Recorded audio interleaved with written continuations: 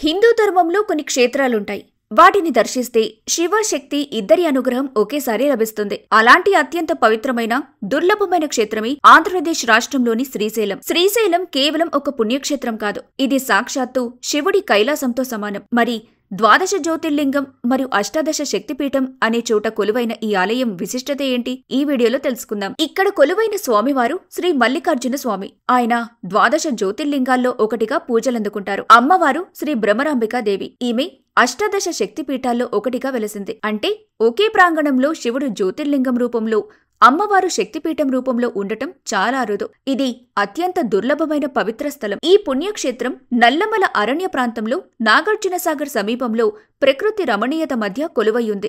ఎంతో మంది భక్తులు ఈ శ్రీశైలం యాత్రను జీవితంలో కనీసం ఒక్కసారైనా తప్పక చేయాల్సిన యాత్రగా భావిస్తారు. శ్రీశైలం కైలాసంతో సమానమని ఎందుకంటారు? దీని వెనుక ఒక ఆసక్తికరమైన కథే ఉంది. ఒకసారి శివపార్వతుల కుమారులైన కార్తికేయుడు మరియు వినాయకుడు మధ్య ముందు వివాహం ఎవరికి జరగాలనే దానిపై తగాదా వచ్చింది. వినాయకుడు భూమి చుట్టూ ప్రదక్షిణ చేయకుండా తన తల్లిదండ్రులైన శివపార్వతులకే ప్రదక్షిణ చేసి ముందుగా వివాహం చేసుకున్నాడు. దీంతో బాధపడిన కార్తికేయుడు శ్రీశైల పర్వతానికి వచ్చి తపస్సు చేశాడు. తన కుమారుడిని అనుగ్రహించటానికి సాక్షాత్తు శివుడు మరియు పార్వతీదేవి కూడా ఈ శ్రీశైల పర్వతానికి వచ్చారు. అందుకే ఈ పర్వతం కైలాసంతో సమానమైందిగా భావించబడుతుంది. శివరాత్రి మరియు కార్తీక మాసంలో ఇక్కడ అత్యంత వైభవంగా, ఘనంగా పూజలు జరుగుతాయి. శ్రీశైల బ్రహ్మోత్సవాలు కూడా చాలా ప్రసిద్ధి. ఇక్కడ కృష్ణానదిని పాతాళగంగ అని పిలుస్తారు. ఈ పాతాళగంగలో స్నానం చేసి శ్రీశైలంలోని మల్లికార్జున స్వామిని, భ్రమరాంబికాదేవిని దర్శించడం అత్యంత పుణ్యప్రదం. ఇక్కడ అఖండ దీపం కూడా భక్తులకు ప్రత్యేక దర్శనమిస్తుంది. శ్రీశైలం